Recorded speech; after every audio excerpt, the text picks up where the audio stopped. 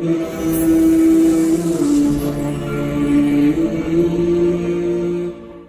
پاک علیہ السلام کے طریقے پر جو بندہ چلتا ہے نا، جو حضور کے طریقے پہ چلتا ہے، وہ اللہ کا محبوب بن جاتا ہے۔ جو شرط یہ ہے کہ وہ اخلاص کے ساتھ نبی پاک کے طریقے پہ چلے۔ دنیا کو دکھانے کے لیے پگڑیاں نہ باندھتا پھرے، وہ کہے کہ چونکہ میں پیر صاحب ہوں تو میں نے باندھنی ہے، اس لیے یہ ماحول نہ بنائے، وہ بنائے اللہ کی رضا کے لیے۔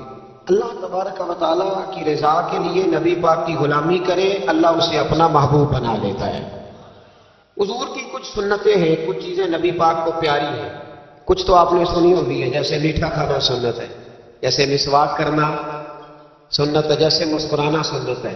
مسکرا رہے ہیں ماشاءاللہ، پریشان تو نہیں نا کسی بات کا؟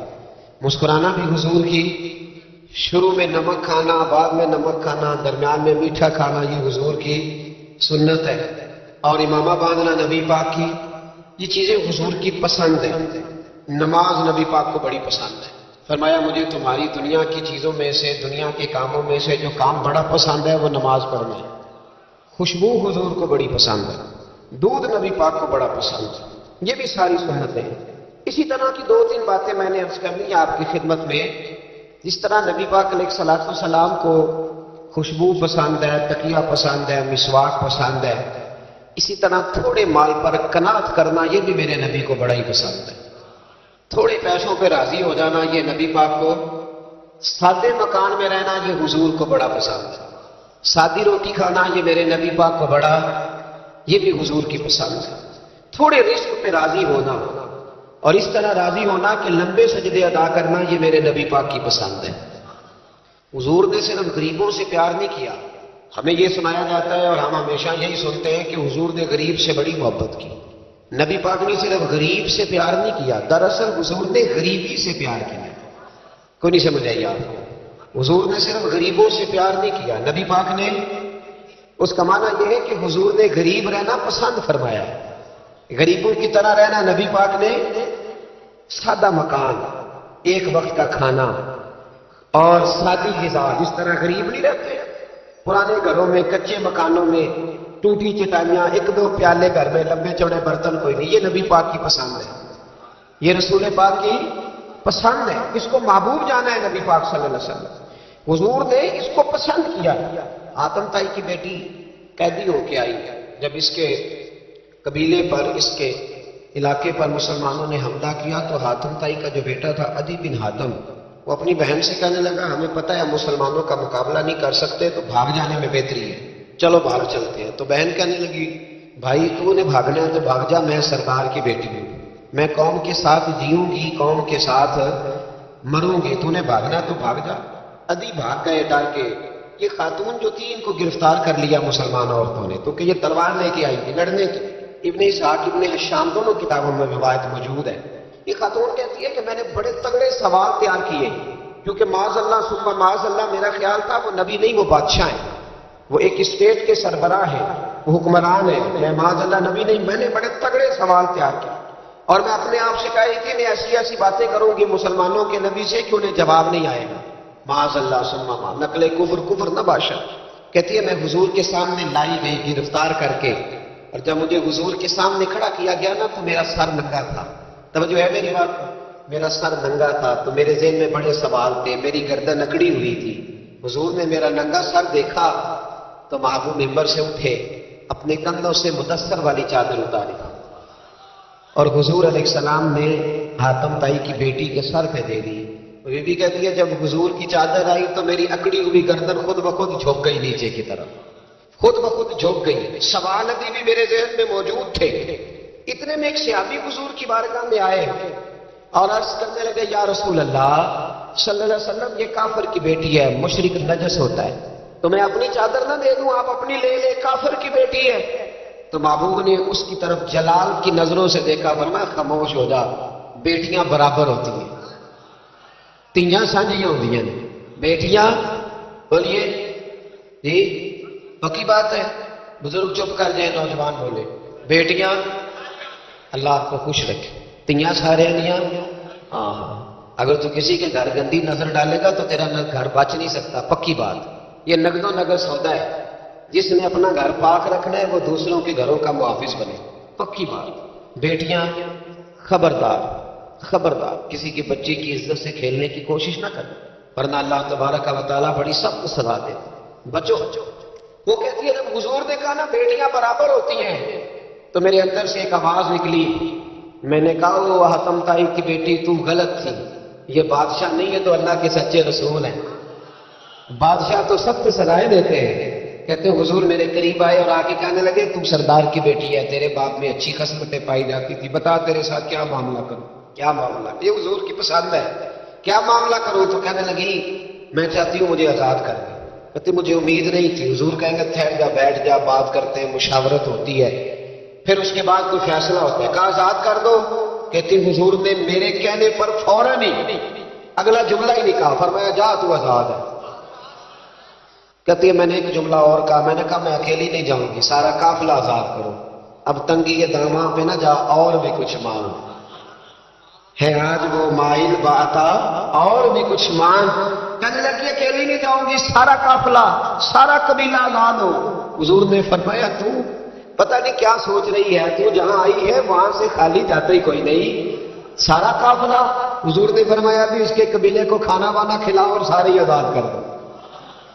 واپس گھر گئی تو اپنے باپ کو، اپنے بھائی کو بلایا، بلا کے کہنے لگی بھائی وہ بادشاہ نہیں وہ نبی ہے. بادشاہ نہیں وہ، اب تو جن کو فقیر ہونا چاہیے تھا وہ بھی بادشاہ بن گئے. بادشاہ سلامت، بادشاہ سلامت. میں رات بورے والے میں تھا، بھائی مہربانی پیسے نہ لے کے آئیے گا، اپنی اپنی جگہ پہ بیٹھے، یہ کام بالکل رکھیں، اللہ آپ کو خوش برکت دے. میں اس کو حرام نہیں کہتا، اور یہ سٹائل نظرانے کا درست نہیں، اس سے بچا کریں، ورنہ پھر وہی بندہ چنگا لگنا جنہیں پیسے لے کے آنا ہے، دوسرے کا دل کرنا ہے ٹوری جان دے چنگے میں. اس لیے اس چکر سے باہر نکلیں تاکہ قوم سمجھدار ہو جائے. بالکل یہ کام نہیں کریں. سنیں اور یاد رکھیں، میں تھا وہاں دور تو دو تین بچے نا یوں ہاتھ باندھ کے کھڑے ہو گئے. اب حضور نے فرمایا کہ اس طرح کا معاملہ نہ کرو جیسے مجوسی اپنے بادشاہوں کے ساتھ کرتے تھے. میں کہ پتر بیٹھ جو کہنے نہیں ساری ڈیوٹی ہے. میں کہ کیس لائیے، میں بادشاہ سلامت ہوں، بیٹھ جو کرسی دے رہا ملا. کیا چکر چل گیا، ہاتھ باندھ کے کھڑے ہونا، کونوں میں کھڑے، کیا اس طرح ادب اداب ہے کرنے چاہیے. لیکن یہ کیا لوگوں کو سزا ملی ہوئی ہے کہ وہ بیچارہ جو غریب آدمی ادب اداب صرف اس کی ذمہ داری ہے. ماڑا آیا تو پیر صاحب نے ادب پہ لگا دیا، اور تگڑا آیا تو خود ادب کرنا شروع کر دیا. یہ کس قسم کا تماشا ہے؟ یہ کوئی طریقہ نہیں. ادب اداب ہونے چاہیے، لیکن غریبوں کو سزا، انہیں سزا نہ دو اگر بیچارے آ گئے تمہارے آستانہ آ لیا. بہرحال آرام دام برسر مطلب کہنے لگی میں دیکھ کے آئی ہوں جو بادشاہ نہیں نبی ہے. تو ادھی کہنے لگا میں عورتوں کی باتوں پہ یقین نہیں کرتا، میں خود جا کے دیکھوں گا. میں نے کہا غریبی میرے نبی کی پسند ہے. حضور نے اللہ سے غریبی مانگ کے لی ہے. کہا یا اللہ مجھے زیادہ پیسے نہ دینا، ایک وقت کی روٹی دینا. اور حضور فرماتے رب نے اختیار دیا ہے، اگر میں چاہوں تو خود پہاڑ سونے کا بن جائے اور میرے ساتھ چلا کرے، پر میں نے اللہ سے زیادہ دولت مانگی. او بھائی دولت بڑی پیاری ہوتی تو سب سے زیادہ میرے نبی کی تجوریوں میں ہوتی. حضور نے دولت بانٹی ضرور ہے، لیکن حضور نے اس سے پیار، یاد رکھے ہم تو پاگل ہو گئے پیسوں کے پیچھے بھاگ بھاگ. جو سڑک پہ ادھر جا رہا ہے وہ پیسے دینے جا رہا ہے، جو ادھر جا رہا ہے وہ لینے جا رہا ہے. پیسے کا ہی چکر ہے سارا، پیسے کا ہی چکر ہے. پیسے. ایک صاحب نے فون کیا، کہنے لگے کو ٹائم دے دے. میں نے کہا بس یار وقت تھوڑے دے دے. کہتے تو خوش کر دیں گے. میں کہ مثلا تو کی کرے گا؟ کہتے جتنے پیسے کہو گے لگ جائیں گے. میں نے کہا یار ہر ایک بکاؤ مال نہ سمجھا کر، ہمارا بہت زیادہ ریٹ ہے تو دے ہی نہیں سکتا. کہنے لگے کون دے سکتا ہے؟ میں نے کہا دنیا میں کوئی بھی نہیں دے سکتا، ہمارا ریٹ ذرا زیادہ ہے. ہم نے اگر ریٹ مانگنا ہوا تو قیامت کے دن غوث اعظم جیلانی سے جا کے مانگیں گے، یا ان سے مانگیں گے جن کے نام کی دہائی دیتے رہے، تعریف مصطفیٰ کی کرے، اور نتیجہ ہم دنیا داروں سے مانگیں، انہی سے لیں گے نتیجہ جن کے قصیدے ساری زندگی گائے. ہاں تو اس لیے چکر سے باہر عام دام برسر مطلب. ادھی کہتے ہیں کہ میں خود جاؤں گا پھر جا کے دیکھوں گا. ادھی مدینے آئے دیکھنے، اور جب بندہ کسی کو دیکھنے آتا ہے تو تنقیدی نظر سے آتا ہے. کہتے ہیں میں مسجد نبی میں پہنچا تو کچی زمین پر غلاموں کے ساتھ، ادھر دیکھو یہ بھی تو حضور کی سنت ہے جی. حضرت ابو ہریرہ صحیح سند کی حدیث بخاری میں فرماتے ہیں حضور کے ساتھ ایک سفر میں تھا، نبی پاک علیہ السلام نے فرمایا کھانا نہ پکا لے. حضور پکا لے. فرمایا تو گوشت لے آ، تو اس طرح کا مسالہ جات تیار کر لے، تو فلاں چیز کر لے. آخر میں حضور فرمانے لگے میں لکڑیاں اکٹھی کر کے لاتا ہوں جی.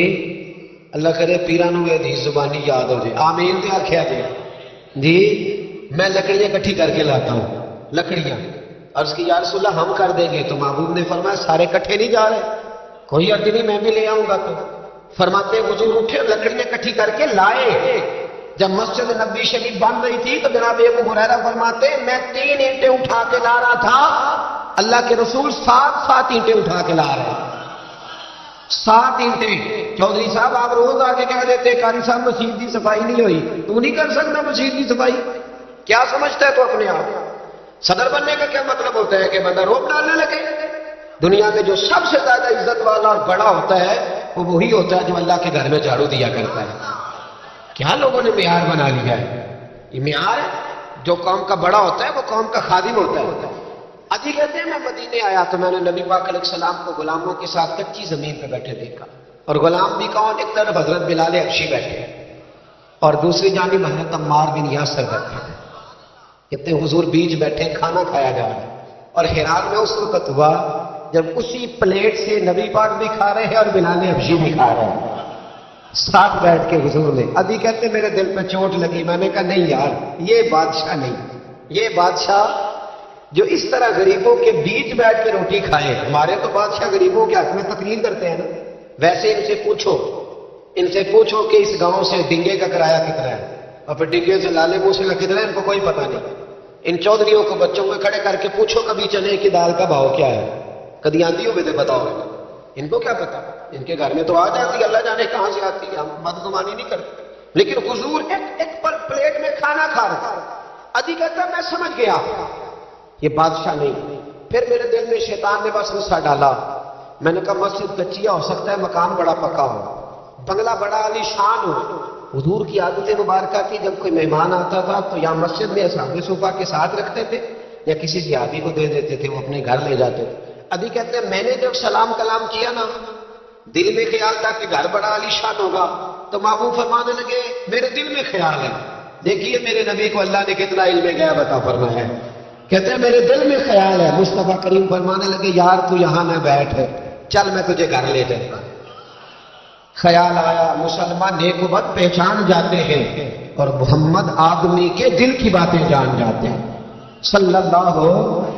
میں بریلی شریف میں تھا، اعلیٰ حضرت کے بھائی مولانا حسن رضا خان صاحب رحمۃ اللہ علیہ، ان کے پوتے تھے شیخ الحدیث مولانا تحسین رضا خان صاحب، بڑے اچھے شاعر تھے اور نعت کی صنعت سے بڑے آگاہ تھے، بڑا عمدہ مطلع کہتے تھے، مزہ آ جاتا تھا۔ تھوڑی سی مجھے بھی دلچسپی رہی شاعری سے تو میں بڑا خوش ہوتا تھا۔ ایک دن میں نے ان سے کہا کہ حضرت جی کو تازہ قطع کہیں، تازہ ہونا چاہیے۔ فرمانے لگے چلو 10 منٹ کا ٹائم دو بھی کہہ دیتے ہیں۔ تازہ قطع کہا، کہنے لگے علم غیب رسول کے منکر اس حقیقت کو بھول جاتے ہیں، غیب مانا کہ راز ہے لیکن راز اپنوں سے کب چھپاتے ہیں۔ غیب مانا کہ راز ہے لیکن راز اپنوں سے کب چھپاتے ہیں، تازہ قطع کہا۔ ادیبی نا حاتم کہتے ہیں حضور مجھے لے کے چلے، جب نبی پاک گھر کی طرف لے کے چلے تو رستے میں ایک بوڑھی اماں مل گئی، پھٹے پرانے کپڑے، کہنے لگے یا رسول اللہ میں آپ کی طرف ہی جا رہی ہوں، ضروری کام ہے۔ تو حضور نے فرمایا چل تو جا رہی تھی میں خود جو آ گیا ہوں۔ ادھی کہتے ہیں چوک میں اس بوڑھی نے حضور کو کھڑا کر لیا۔ کبھی دیکھے آپ نے اپنا وزیر چوک میں کھڑا؟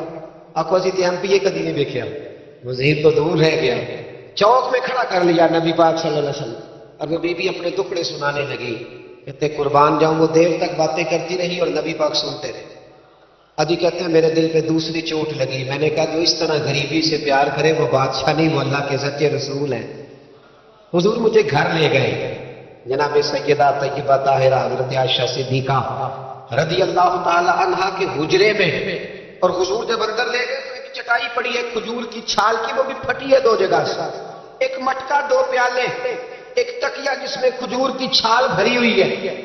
کہتے حضور مجھے لے گئے، میں نے محبوب کا وہ مکان جنت نشان، میں نے وہ مکان دیکھا جہاں حضرت جبریل حاضری دینے آیا کرتے، میں نے وہ مکان دیکھا جس کے دروازے پہ 70 ہزار فرشتے ڈیوٹی کرتے، میں نے وہ مکان دیکھا۔ کہتے میں حیران ہو گیا۔ حضور مجھے بٹھا کے گئے دوسرے کمرے میں اور وہاں سے حضور سرکہ لائے، کھجورے لائے، تھوڑا سا کھانا لائے، کہتے میرے سامنے رکھا۔ اب میں نے اس کھانے کی سادگی کو بھی دیکھا، لگے جو مزدور شاہ ایسا، نہ دھن نہ دولت سربراہ ایسا، فلک نشیں کا زمین پہ گھر ہے، میرا پیغمبر عظیم تر ہے. کہتے ہیں حضور صلی اللہ علیہ وسلم نے کھانا دیا تو حضور کی وہ سادگی. ادھر دیکھیں اس بندے میں سادگی نہیں نہ ہوتی, اس میں اپنائیت نہیں ہوتی. آپ کو سمجھ آئے تب بھی ٹھیک ہے, نہ آئے تب بھی ٹھیک ہے, پر میں آپ کو بڑی بات سمجھا رہا ہوں. جس میں سادگی نہیں ہوتی اس میں اپنائیت, وہ تو دیکھتا ہے کہ اس کے کپڑے اس قابل ہے کہ نہیں, میرے سینے سے لگ بھی سکتا ہے کہ نہیں, اس میں اپنائیت. جو لوگ سادے نہیں ہوتے ان کے زیادہ رشتے نہیں ہوتے, ان کا لوگوں سے زیادہ پیار ہے, اس لیے کہ وہ تو انتظار کرتے ہیں, کہتے ہیں میرے نال جتی پائے گا تو میرے نال ٹرے گا. جو سادے ہوتے نا, سادے جو لوگ غریب پرور ہوتے ہیں, ان کے رشتے بڑے پیار, بڑا محبتیں بڑی, زمانہ ان سے بڑا وابستہ ہو جاتا ہے, اس لیے کہ وہ لوگوں کے قریب آ جاتا ہے. وہ نیچے اتر کر لوگوں سے ملتے گلتے, وہ یہ نہیں دیکھتے میرا قد کتنا بڑا ہے, وہ یہ دیکھتے ہیں یار سامنے والے کا پیار مجھ سے کتنا. وہ نیچے اتر کر لوگوں سے کہتے نبی پاک علیہ الصلوۃ والسلام نے بڑا سادہ سا مجھے کھانا دیا. جب میں کھا چکا تو حضور فرمانے لگے سارا کچھ تو آپ نے دیکھ لیا, کیا پروگرام ہے, کب جانا ہے آپ نے؟ دیکھ لیا سارا کچھ, اگلا پروگرام بنایا. تو ادھی کہتے میں دور بیٹھا تھا, میں اٹھ کے قریب آ گیا. میں نے کہا محبوبہ اب کہاں جانا ہے, مجھے کلمہ پڑھائے, میں مسلمان ہونا چاہتا ہوں. یہ غریبی حضور کی پسند ہے. تھوڑے پہ گزارا کرنا سیکھو. پتہ دنیا میں سب سے زیادہ سکھی کون بندہ ہے؟ وہ بندہ سکھی ہے جسے اللہ نے جو دیا ہے نا وہ اس پہ راضی ہو گیا ہے, وہ بندہ بڑا سکھی ہے. جو دائیں بھی دیکھتا ہے بائیں بھی دیکھتا ہے, کسی کی کار دیکھتا ہے, کسی کی ہیوی بائک دیکھتا ہے, اور ٹینشن بھی رہتا ہے. سکھی رہنا چاہتے ہو تو جو اللہ نے دیا اس یہ حضور کی پسند ہے. دوسری بات, معاف کرنا میرے نبی کو بڑا ہی پسند ہے. کیا کرنا بول کے بتائیں, وہ نبی پاک کو بڑا. آپ بھی معاف کر دیتے ہیں جی؟ ہمارے ہاں معافی نہیں ہوتی, صلح ہو جاتی ہے. چوری سا پریشر پایا صلح کر لو, کہتے چلو ان چودھری جی کی میں موڑیے صلح کر لینے, پھر جب قابو آئے گا دیکھی جائے گی. تو یہ معافی نہیں ہوتی. یہ کیا ہوتا ہے, آپ جب کسی کو معاف کرتے ہیں تو آپ کا قد اونچا ہوتا ہے. ایک پتے کی بات لکھی ہے میرے اعلیٰ حضرت نے, اسے پلے سے باندھ لو. اعلیٰ حضرت فرماتے ہیں بدلہ لینے والا پریشان رہتا ہے اور معاف کرنے والے کو اللہ سکون عطا فرما دیتا ہے. معاف کرنے والے کو اللہ, اگر سکون چاہتے ہو تو معاف کرنا سیکھو, درگزر کرو. درگزر حضور کی پسند ہے. نبی پاک معاف کرنے کو بڑا پسند کرتے. لمبی چوڑی بات دل میں بسا کے رکھنا, بغض پالنا, کسی کے خلاف پلاننگ کرنا, یہ حضور کو پسند ہے. نبی پاک ایک جنگ سے واپس آ رہے تھے, تلوار مبارک ہاتھ میں تھی, تو ایک جگہ حضور کا آرام کرنے کو دل چاہا. اللہ کے محبوب صلی اللہ علیہ وسلم نے اپنی تلوار درخت سے لٹکائی, حضور آرام کرنے لگے. باقی صحابہ دور دور آرام کر رہے تھے. غوث بن حارث نام کا ایک شخص تھا, بخاری میں موجود ہے, کافر تھا. اس نے حضور کو آرام کرتے دیکھا, حالانکہ نبی پاک فرماتے ہیں میری آنکھیں بند ہوتی ہیں, دل میرا جاگتا رہتا ہے. اس نے دیکھا حضور علیہ السلام کی تلوار لٹک رہی ہے, تو آ کے تلوار اتاری. جب تلوار اتاری تو حضور کی آنکھ کھلی, کوئی بے چینی نہیں. اللہ کے حبیب اطمینان سے آرام کر کہنے لگا اے محمد ابن عبداللہ, سب کے لیے صلی اللہ علیہ وسلم, اے محمد ابن عبداللہ صلی اللہ علیہ وسلم, اب آپ کو مجھ سے کون بچائے گا؟ کون بچائے گا؟ میرے محبوب کا توکل دیکھے, بھروسہ دیکھے, یقین دیکھے. حضور اٹھ کے بیٹھ گئے, دستار مبارک کو سیدھا کیا, فرمانے لگے مجھے میرا رب بچائے گا, مجھے میرا رب بچائے گا. جب آپ کی زبان سے یہ لفظ نکلے تو وہ کانپنے لگ گیا, کافر کانپا, اس کے ہاتھوں سے تلوار گر گئی. اللہ کے محبوب نے اٹھ کے تلوار پکڑ لی, فرمانے لگے مجھے تو میرے رب نے بچا لی ہے, اب تو بتا تجھے کون بچائے گا؟ مجھے میرے رب نے. اچھا یہ بتائیں آپ کہ ہمارے قابو بندہ آ جائے جو اس طرح حملہ کرنے آئے تو ہم کیا حال کرتے ہیں؟ بولے یہاں تو بعد میں پتہ چلتا ہے کہ بیچارہ چور نہیں تھا, لیکن لوگوں نے مار مار کے مار ڈالا, بعد میں پتہ لگتا ہے. غور کرنا, غور, ان روایتوں کو صرف سن کے نہ گزر جایا کرو, اس کا پس منظر سمجھیے.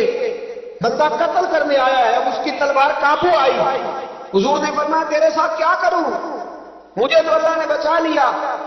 اس نے گردن جھکائی, مطلب یہ تھا کہ جو دل کرے کرے. تو محبوب علیہ السلام مسکرائے, فرمانے لگے جا میں نے تجھے معاف کیا. چلو انجی دعا کر لو, اسی چھوٹے بھرا نے معاف کرنا سیکھ جائیے.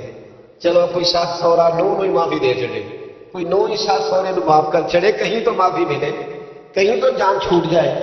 کوئی کسی کو معاف کرے, خامد بیوی کو کر دے. چلو بیوی شاید بھی بڑی دکھی ہے, آپ تو ہر بیوی دکھی ہے اللہ ماشاء اللہ, وہی کہیں معافی دے دے. خدا را معاف کرنا سیکھو. اتنا بغض اندر بھرا, سالوں بیت گئے, رشتہ دار ایک دوسرے سے مل نہیں رہی, معافی نہیں دے رہی. فرمایا جا تجھے معاف کیا.